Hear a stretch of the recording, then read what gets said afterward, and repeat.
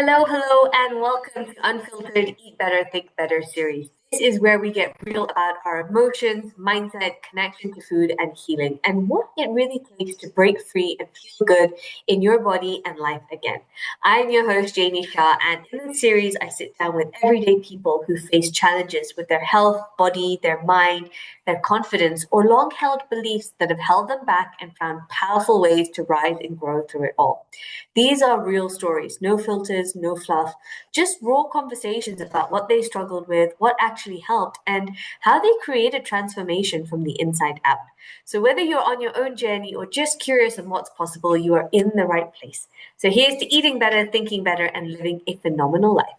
Let's go.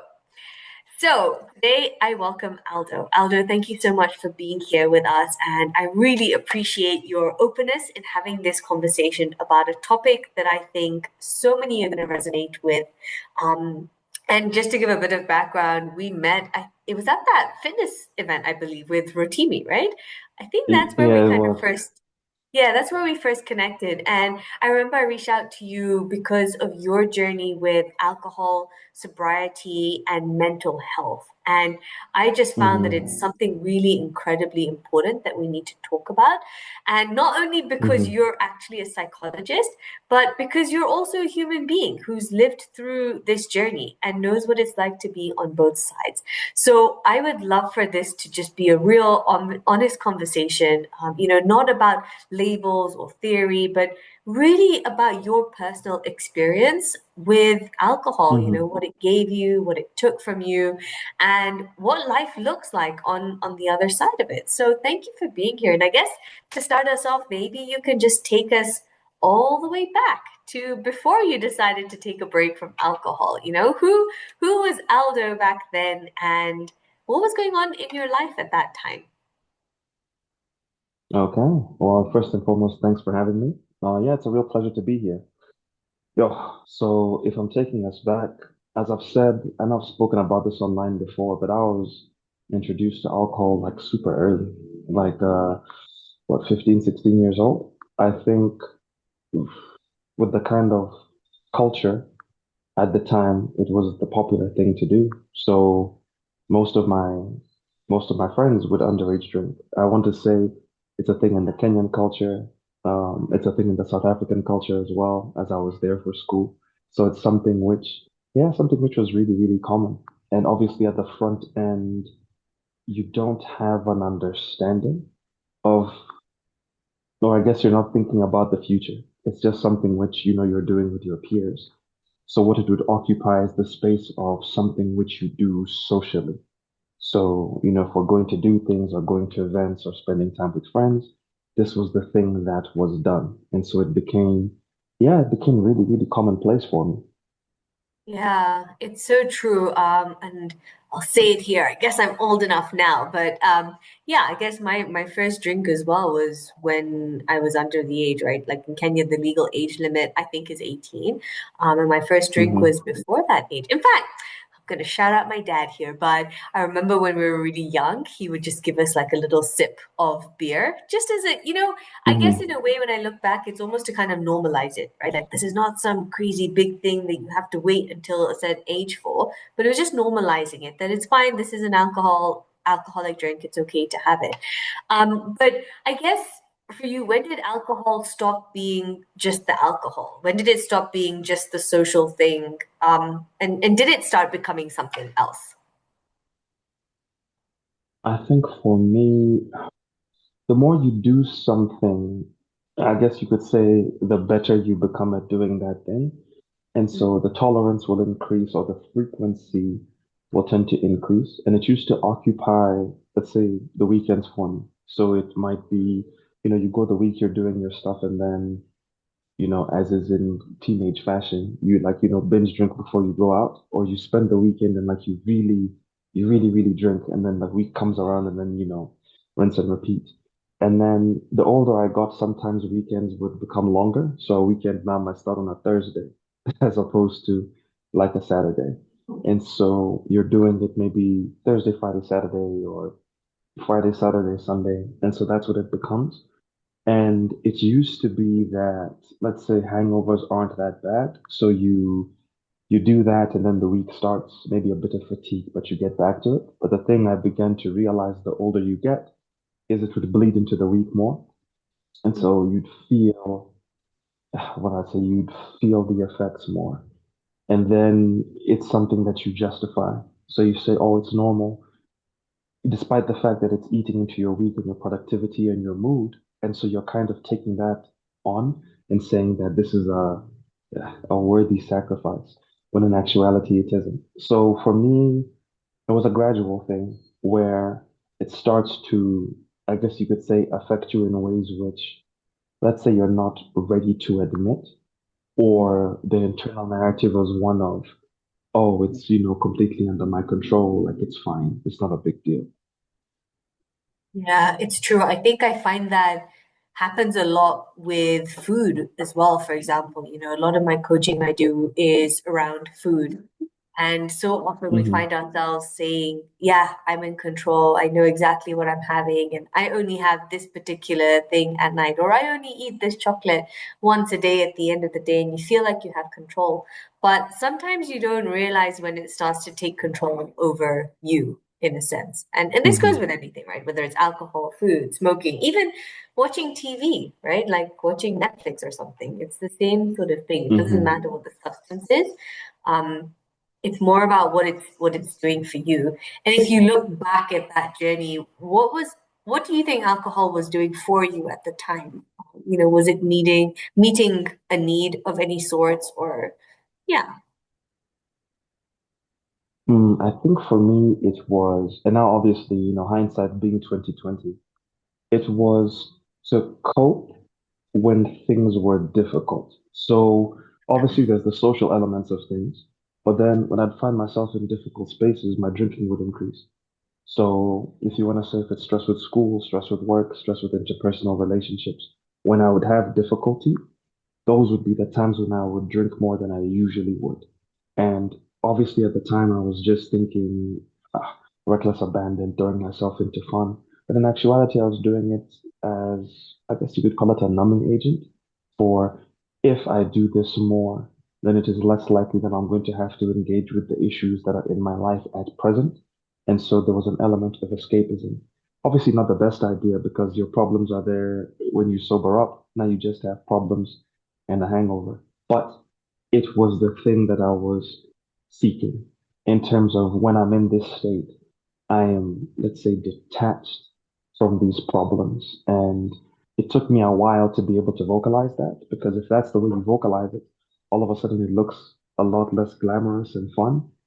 And, Yeah. more so like, okay, this is actually an issue. Yeah, true, very true. Was there was there a moment or a slow realization where you thought, wow, I can't keep doing this, or where you started to realize this was not sustainable? I think for me, it's the older I got when you want to build a life and for example to build a career. So if it's a psychologist, I'm looking at what do I need to do. If it's about fitness, what do I need to do? And then I realize that the space is finite. And so for the things that I need to do or want to push myself to do, if alcohol is still a part of that, other things are going to suffer. So something has to give. And I really sat and thought to myself, is it worth sacrificing these potentially really, really good things for something which, for all intents and purposes, is damaging? And I began to ask, because if it's, for example, I know my Monday is going to be bad, sometimes bleeding into my Tuesday, and I know this for a fact, but I still go out and do these things. What am I saying is okay? What am I Mm. saying it's okay to sacrifice? Or if I know I'm going to do this and I won't work out the way I want to, if I'm not going to be the person I want to be, if I'm going to have to spend a whole day indoors just trying to recuperate.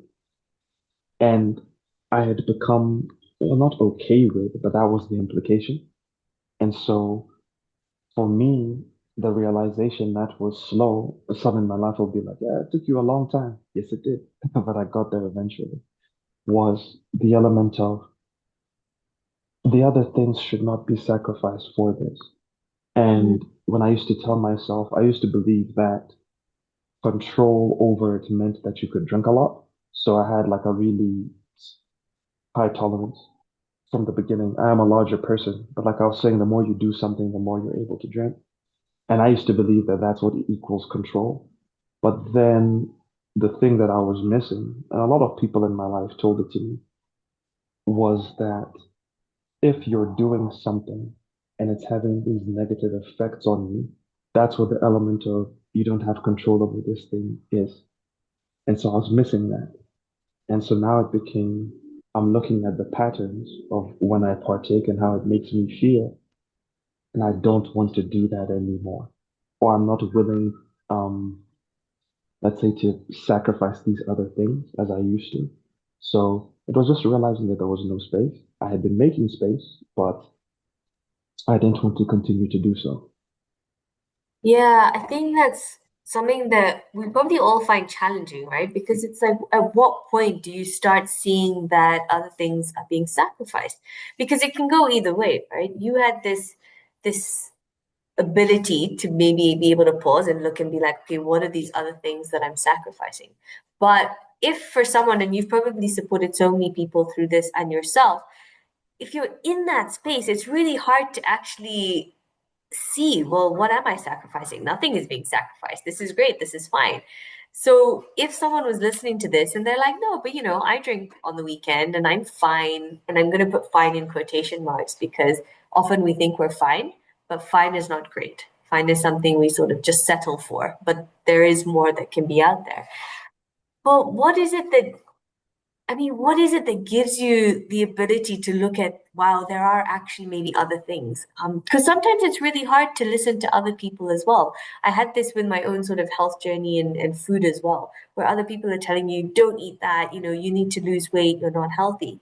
But sometimes you don't actually hear what other people are saying either, right? Like sometimes we Mm. also just get defensive and they're like, no, what are you talking about? I'm fine, there's nothing wrong with me. But was there anything that helped you be able to change the focus to look at, well, actually, I am sacrificing something? I think it took a long time of, because of my work, you have to introspect, or you should introspect rather. If you're gonna say I'm gonna help people, you have to know what's going on. And so in doing these things, I feel like I had been avoiding it. So it's like, okay, you're getting your life in order. Then it's like there's this thing which you're not being honest about. And I guess for me, the discomfort was beginning to be honest and realizing that I'm not special. Not that like, I'm not like a unique individual or to disparage myself, but the difficulty which you can see in others, I'm not immune to. So I don't get a pass or I don't get to say because it's me, these things don't affect me. And that's the thing that I had to, I guess, divorce myself from the kind of exceptionalism of, it's different. It isn't different. And I think people can fall into those pitfalls for, oh no, I have it. I'm not like those other people. And I think the problem with having an issue with any substance is it exists on a spectrum, and everybody's always pointing further down the spectrum and saying, well, at least I'm not like. So I think one of the most common things you hear is, we're social drinkers, right? Like I'd never do it by myself because people think, well, see, doing it by yourself is the bad thing. But I always do it with people. But then you find yourself manufacturing situations where you're always with people. And also when you're with these people, how much are you drinking when you're with these people? And uh, it's not, how do I want to put it? It's not healthy amounts. So earlier I said, binge drinking is the culture. And it's really funny because when I was doing some research after I had stopped, what binge drinking is defined as in terms of the units that you partake in, I don't want to make it seem as if I have some sordid past, but it's not comparable to the kind of amounts I used to drink or that I saw people with me drink. So Mm. in reading up, there's this thing called high intensity drinking. And I was like, Jesus, like sorry, what now?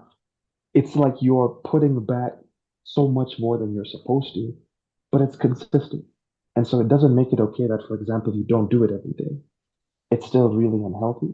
And so I had to stop, let's say, looking for loopholes because that's what you do. And I think it's really easy to do because it's gradual.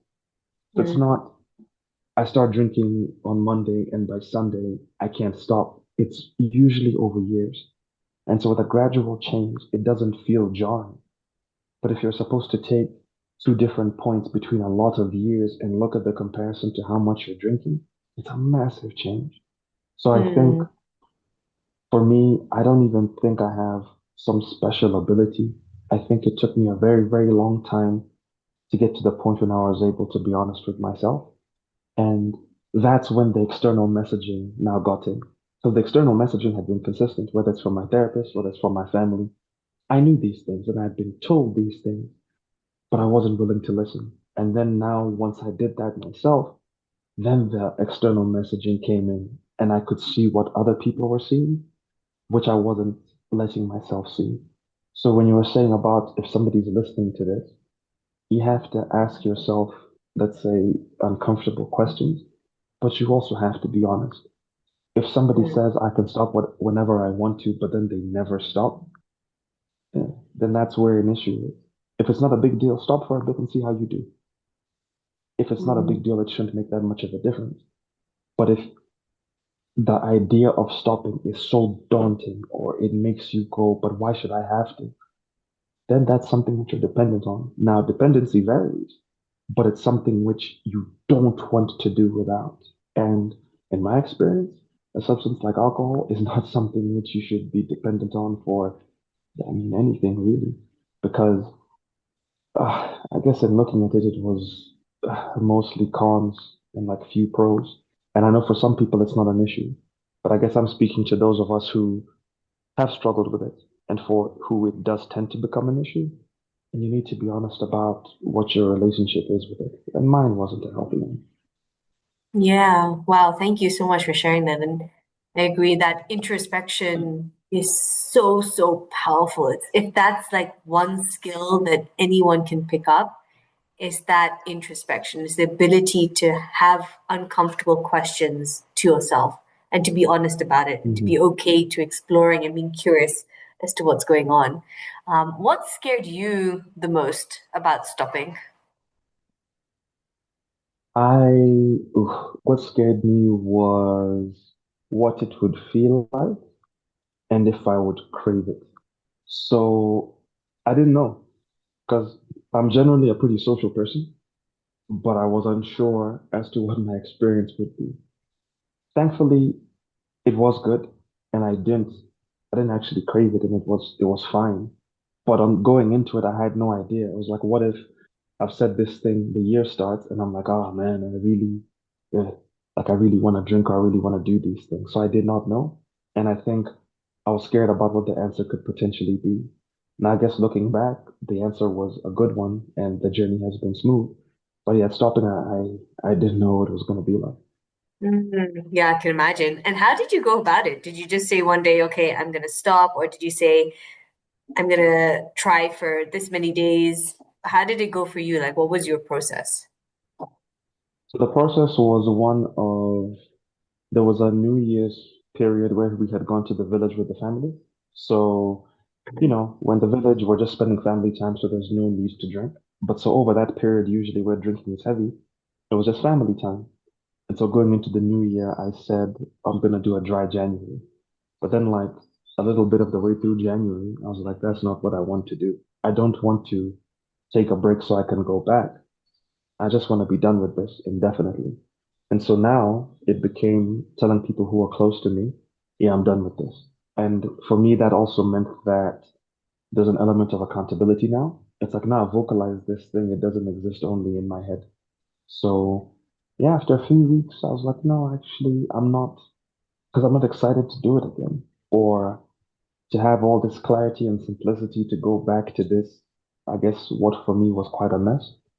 So it was gradual, but then I just started telling people, and there was a lot of surprise because I mean these are people I've been drinking with for like a very, very long time. But then also a lot of support and positivity in terms of, Yeah. okay, wow, you're actually making the decision, which I thought was really lovely. Like I don't think there was any element of, that's a terrible idea. You should keep doing this. There was none of that. It was a bunch of, that's really, really good. A lot of people also saying, I'd like to potentially do the same because I guess, because you could say I was so, or I'd been so pro alcohol for so long, making the 180 was like, oh, really? And it's like, yeah, I thought about it for a while, and I just think the season for it is done. So, yeah, I think sharing with people, I guess, helped. And the more I vocalized it, those times I'd say things and I'd be like, actually, yeah, I do feel pretty passionately about this. And so there was a Yeah. consistency with, I guess, what I shared and what I was doing. What you were doing. Yeah, I love that. Sometimes things can work out so much more beautiful than you thought. It's like we always fear the worst or that it's going to be really hard or difficult, but sometimes there's incredible stuff on the other side of it, which I think Hmm. is amazing. So, would you say anything surfaced for you that you hadn't been dealing with before once the alcohol was removed? I think it was, let's say, things I knew that were there, and now I just had to begin to address. So I don't think I was surprised. It's just that it's like I stopped kicking the can down the road, as it were. Because, like I said, introspection is something which I was familiar with, but now it went from, let's say, for example, there's this big knot of pain that I don't want to deal with. And it's like, okay, now would be a good time to start. But also knowing that this thing that I'm using to escape never actually helped me. Like it didn't actually help me deal with this. If anything, it could just potentially leave you in more vulnerable and dangerous positions or give you another issue to deal with. Yeah, true. Mm. So being able to now face that knot of pain, let's say, how did your mental health change now in even just the early days of sobriety? It was better. So it's not to say that there's times when I still don't struggle, but it's much better because, I mean, alcohol is a depressant. So there's nothing that's chemically pulling me down as well, but kind of like, knocking me off balance. So things became a lot more straightforward. And if something wasn't right, I guess I don't want to say refreshing, but there was more of an ease in terms of I wasn't stacking up something on top of issues that I know I had to deal with. So it offered me clarity and like a lot more stability as well. Yeah, wow. Um, how did how did this experience change the way that you understand addiction and mental health? Oof, I think it helped me a lot in terms of probably how dangerous it can be and how easy it is to get into a cycle where things can get worse than you think they will. And I think it helped because addressing it early. So having conversations with people who are functioning about how functioning is great, but don't, like the thing I was saying, that kind of exceptionalism for this will never happen to me. I'm like, don't hold that thought.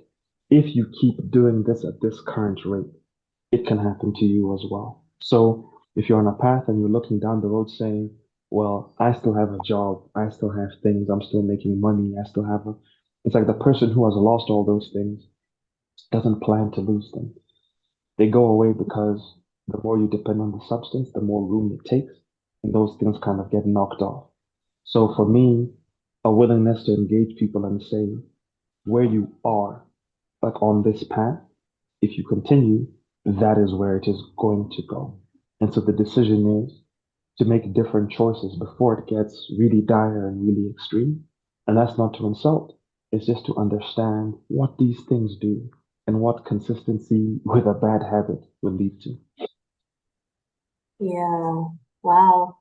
I love that thing that you just said. The more you depend on a substance, the more space it takes up. Hmm. That's powerful. And I'm actually just reflecting on that because it doesn't even need to be a substance, but I'm thinking about recently my TV habits. And if Mm. I was to replace substance with TV, I'm just like, actually, the more I depend on TV to take a break or to wind down, honestly, the more space it actually takes up. And if I'm really being honest with myself, it it does actually make me more tired. It's not a wind down thing. It's not refreshing at all. And at times, depending on what I'm watching, it will actually make me more moody. And it's weird because the more you do it, the more I want to watch. And then the moment I have a break, for example, let's say we go out camping, right? The moment I take a break, all of a sudden it's like a reset. I don't need the TV as much.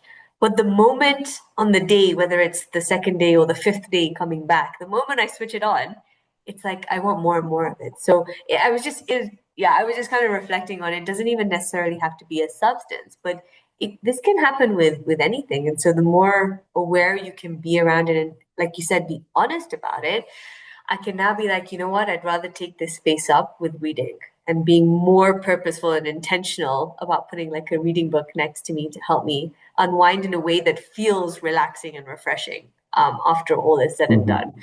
So, yeah, thank you for sharing that. Would you It's my pleasure. say, yeah, would you say you had to be or become somebody else or someone different to stay sober? No, I wouldn't say that, but I think mm, I'd say I'm fortunate in terms of I like to socialize and I'm quite outgoing, or I have been for a very, very long time. And so I didn't have to make a shift. I've had conversations with people who alcohol helps bring them out of their shell. And so it's a different kind of difficulty and one that I freely acknowledge. But I used to love to engage or to have fun or to enjoy myself even while sober. So I'd say that's not something it's not something I had to change. So when you would go out and socialize now, right? Because for you, before drinking was an act of socialization. Do you still hang out with the Mhm. same groups and you still go out, but you just don't drink the alcohol? Yeah, it's the same. We'll still go out. Obviously, I'll tend to do it less because there's just like I guess more stuff to do. But yeah, it'll be the same. And I think the thing that makes me laugh is there's often been times we've been out somewhere and somebody might ask me like later in the night, it's like, oh, but you're not drinking. I'm like, yes. And they're like, but you're having such a good time. And I'm like, are you not supposed to have a good time because because you're sober? So it's not yeah, like enjoyment is something which it's always been something which I don't want to use the same word, something that I enjoy. So it's not that I had to make a big shift in terms of my personality. And I think I was fortunate with that. Mm. Yeah, I think there's something to be said there as well for that perception that so many people have is that to have fun, let's say at a party, you've got to have alcohol. And I'll give like the most Hmm. recent example. I was at a wedding early in January, and we were up on the dance floor dancing away with so much energy, and not a sip of alcohol because you don't actually need it, right? I think sometimes you almost are conditioned to believe that you've got to have the alcohol to have the fun, to have that sort of environment and atmosphere. But not necessarily. You don't have to. You can still be there, still have lots of fun, and it doesn't have to include alcohol if you don't want to. But there's also something you Hmm. said before as well, is that sometimes people may rely on alcohol to help Hmm. them open up or relax a little bit or maybe come out of their shell a little bit. And I don't know what they're going through, but if I relate that, for example, to the food identity that I had, as I was very much known as the foodie, and people when we gather, they'd know me for wanting to eat and have food and enjoy food so much. And when I shifted that to become a healthy eater, everyone almost actually thought I stopped having fun, that I Hmm. just wasn't myself anymore and I wasn't going to be happy. And it's so sad because actually, just because I've shifted that persona or that identity to be a healthy eater doesn't mean that I'm not joyful and enjoying life and having fun. I still am, but just in a different way.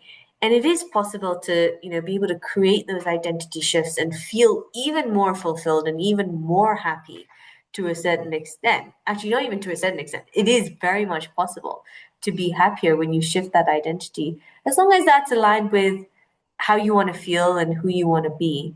And I don't know, maybe Hmm. you can chip in there. I don't know if that is related or even with alcohol, that sometimes it's about that identification, and that if you want to not rely on it, there are ways to be able to come out of that shell in a different way. I don't know if any of that That's makes sense. true.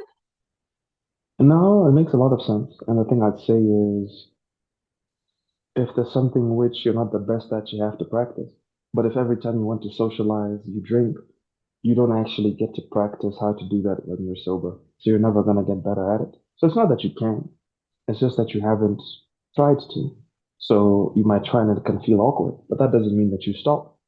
It's just an element of what does it look like? And it can look different to when you're drinking, but that's not a bad thing. Because then also fun doesn't have to have a steep cost that comes with it.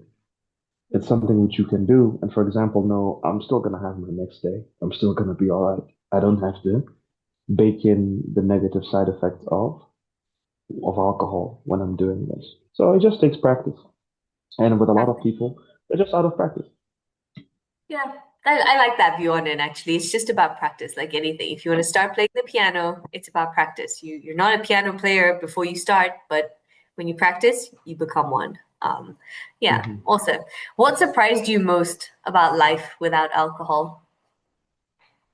Um, mm, guess how positively, like just how straightforward it was.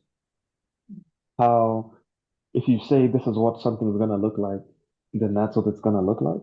There isn't any potential of, loss of control or getting into things which you don't necessarily want to do.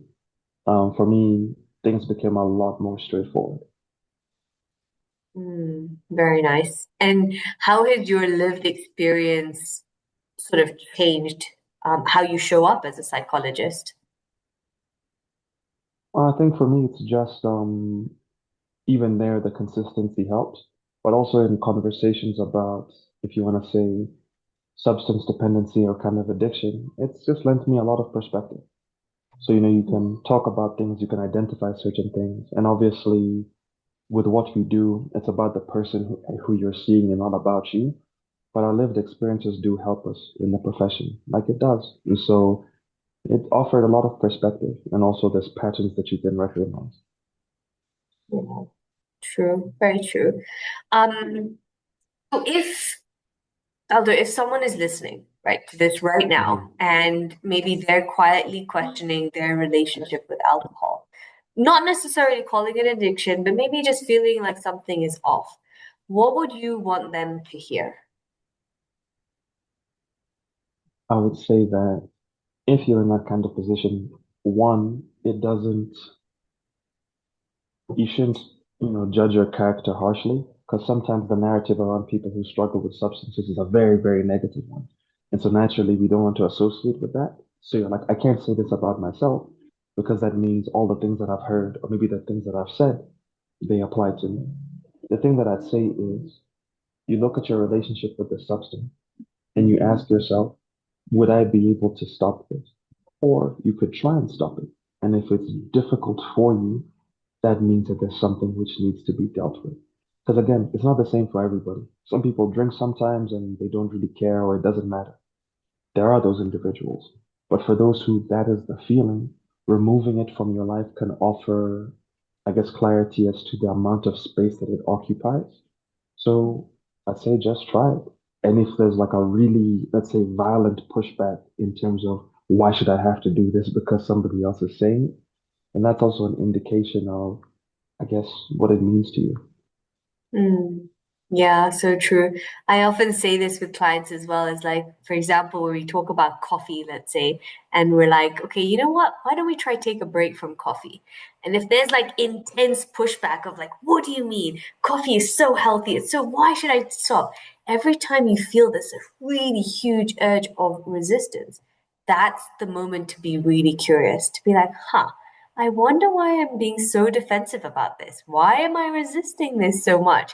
What does this thing have over me, or what does it mean to me? Why do I need it? It's the moment to pay curiosity, not to judge yourself for it, but just be curious, like, why? Why am I so defensive about this? Yeah, and I guess to before we sort of wrap things up, do you think we underestimate the link between alcohol and mental health in society? I think we definitely do because there's the way alcohol affects your mind and your mood. Obviously, it's not good for your brain, but like I said, it can also lead to elements of depression. Like it can really, really affect your mood. So there's what drinking can do, but also what we use drinking for and what we try to use it to cope with. So then, if you're asking somebody if you're going through something difficult, are there healthy coping mechanisms that they can use? Because that is not going to assist. And like I was saying before, it just adds on to the pile.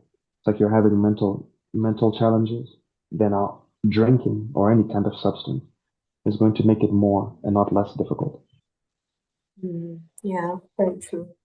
Wow, well, Aldo, thank you so much for coming here, sharing so openly and honestly about your own experience, and sharing as Hmm. well what's helped you through and what the experience is like on the other side as well. And I'm going to ask you a question. Okay, before I ask the question that I ask everybody, how can people find you if they want to learn more from you? Because I see your Instagram. By the way, his Instagram is great. You do all these wonderful little videos that have so much value in them. So where and how can people find you or connect with you? So for the most part, people do it on Instagram or TikTok. I don't know if you'll put the handle up when this goes out. So it's abominable underscore romance. It's usually easier to read than to say. Or Okay. my name, Aldo Oluwachalunya. And that's the same on Instagram, TikTok, LinkedIn as well, most social media, because that's where I put my stuff up. And I usually say if people see stuff and it resonates or they just want to reach out, then they can just send me a DM. I tend to reply in pretty good time. Yeah, All right. Awesome. Yeah, I remember the first time you told me your Instagram, I was like, wait, what? I need to write exactly. that down. So I will put that, I'll put that in the description for this episode so that it's there. But yeah, to close off, this is a question I ask all of my guests, and that is if healing had a voice, what would it say to you today? If healing had a voice, what would it say to you today? Uh, I think it would say keep going because as we deal with certain issues, we almost like earn the right to deal with other ones. So there's sometimes a frustration of, but I thought I was done with healing. Not really. But just because you're dealing with a certain issue, it doesn't mean that you haven't been making a lot of progress. So I'd probably say keep going. Yeah. Awesome. Brilliant. Well, thank you so much, Aldo. And for everyone listening or watching, if this conversation resonated with you, helped you, or made you feel seen, please be sure to hit subscribe so that you never miss an episode. And feel free to come join our free Facebook community, Eat Better, Think Better. It's where these conversations continue and where you'll find real people walking the same path. If you're ready to go deeper in your own journey, whether it's healing your relationship with food, shifting your mindset, or breaking free from beliefs that are holding you back, you'll find more support, resources, and ways to work with me at www.eatbetterthinkbetter.com. Until next time, here's to eating better, thinking better, and living a phenomenal life. Let's go.